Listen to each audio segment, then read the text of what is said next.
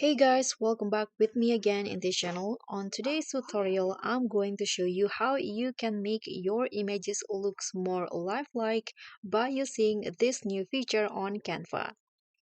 So first you can just open the design that you want to edit, and then here go to the apps on the left panel in here, find apps, this one, and then click on the search column to search this Canva app.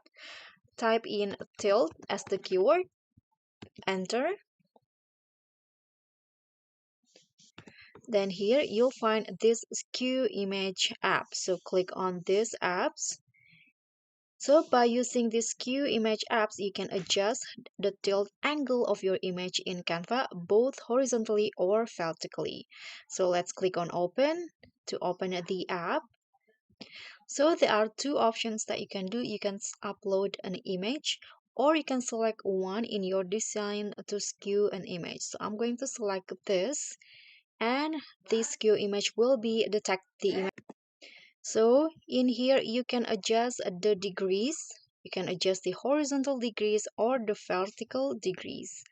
You can adjust it how you like it to make the image more alive. And after that, you can click on add to design when you are done.